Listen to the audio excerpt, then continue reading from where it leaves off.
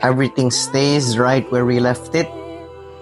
Everything stays, but it still changes. Everything we gain in life will eventually be taken away from us.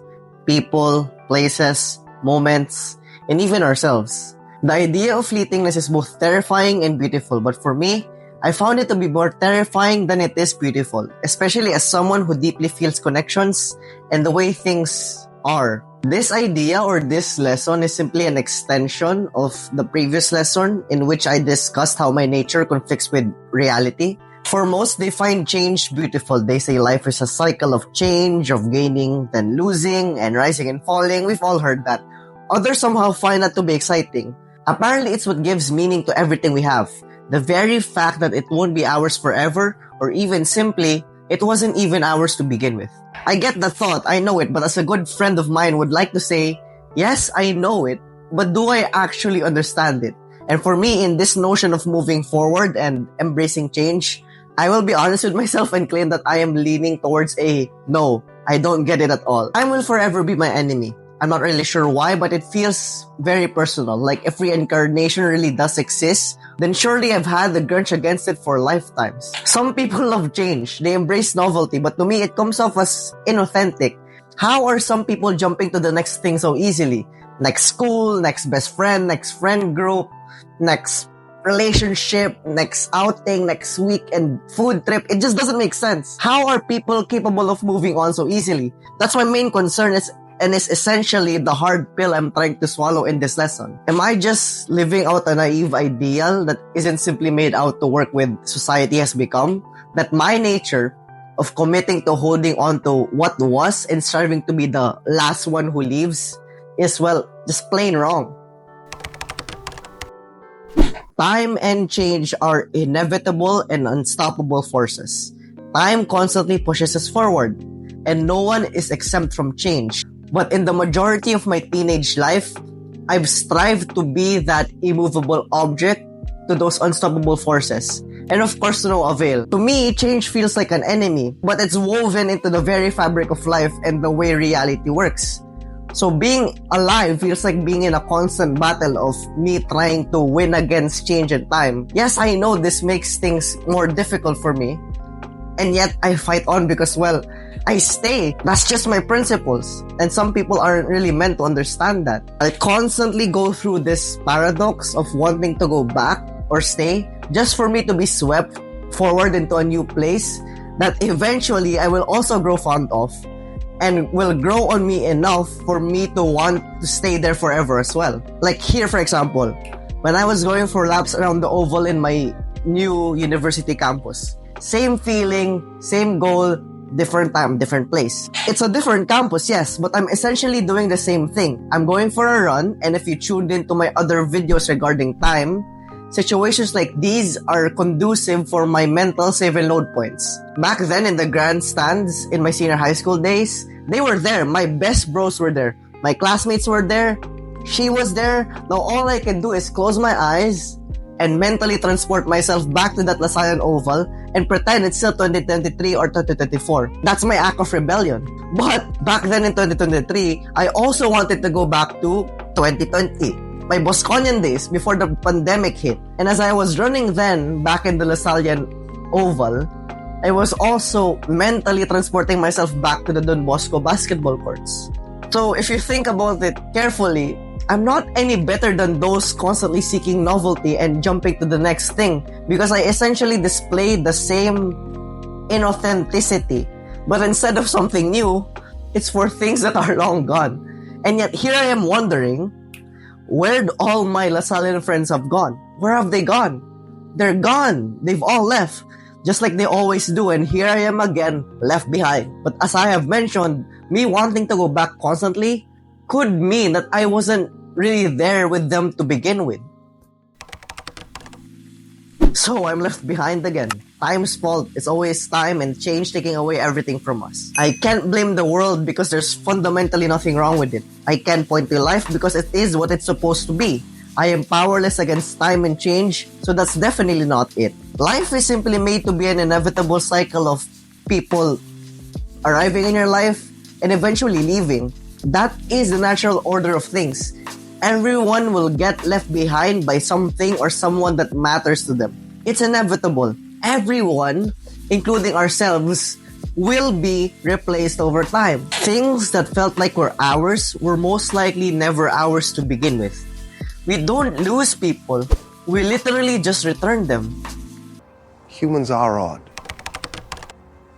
They think order and chaos are somehow opposites and try to control what won't be. But there is grace in their failings. I think you missed that. They're doomed. Yes. But a thing isn't beautiful because it lasts.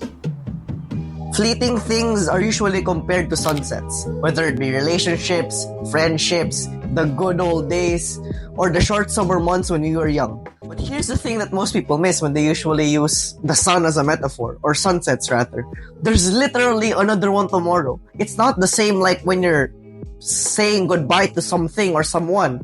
Yes, sunsets are beautiful. I love sunsets. But we know it's most likely going to be there again the day after. Sunsets aren't exactly beautiful because they set or they end.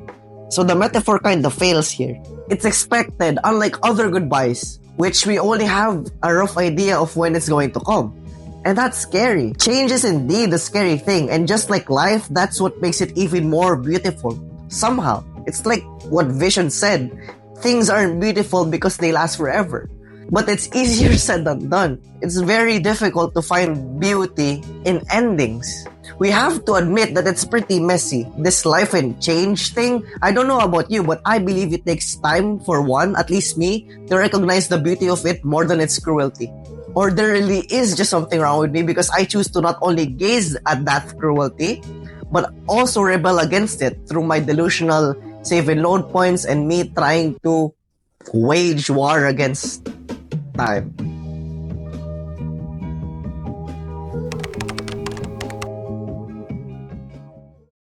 When things don't make sense, it's either one of two things.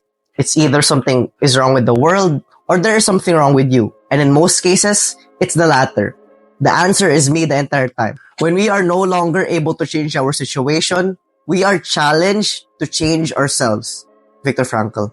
I'm basically making it a lifelong goal now to accept that time and change are not really my enemies, but rather, it's more of that annoying Indian neighbor that you'll miss once you find out they moved away or something.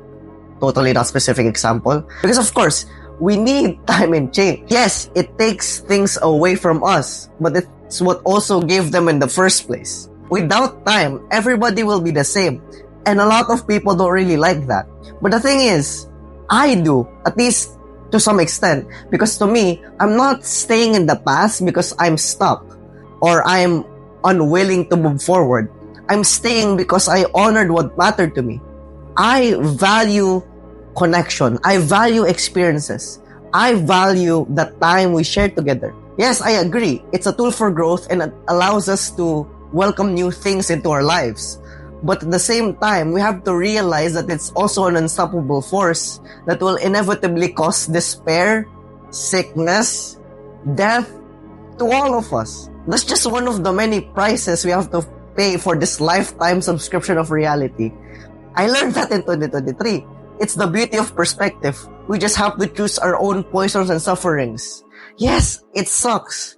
But basically, the lesson or the point here is that we must try our best to find beauty in all that bullshit. But we have to first recognize or point out that yes, it is BS. This is BS. People disappearing from us is BS. I guess that's just my main problem. People pretend that it's not a problem. Okay, maybe I am just adding more problems to my life. But that doesn't mean I'm not going to do something about it. I recognize it, consider my options, and try to work my way around it. Just like what I did with my retrospective nature. I learned this last 2024 that I don't have to erase the past in order to move forward. And just somehow work with my own nature and finding beauty in this bullshittery called time, change, and reality. I do apologize for the profanity, but it's just that personal to me. It's that frustrating. I just can't.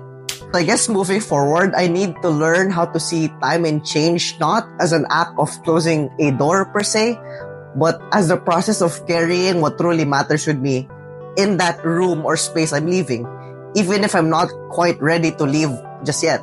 As I've mentioned in the last lesson, doing so may put some weight on my shoulders, but I'm willing to carry that burden. Or if you think about it, even blessing. That's just what happens when you matter to me. I will cherish you so much that I'm literally bringing you along in my ride of life. Even though you've left my bus already for quite a long time now. Does that make sense? Fleetingness and change is scary. And it's BS because it reminds us of our powerlessness when it comes to a lot of things in life. We can't really do anything about it. I fear it so much that there even came a point where I wanted to go so far into the future that I won't have to worry about going back into the past. Can we skip to the good part? But then again, the good can be better when you go through the bad first. Nothing is permanent, both the good shit and the bad shit. Maybe the real strength and beauty in all this, even though it's BS, is the awareness that we can't really go back to either.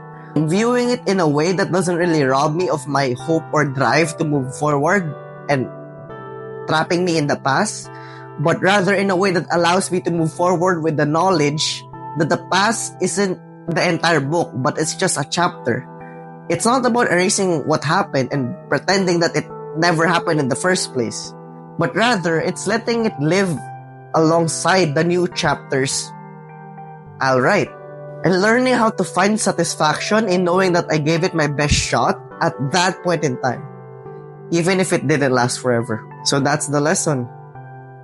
We don't have to let go to move forward. Thank you guys for tuning in on this lesson. I hope you learned something again. Peace.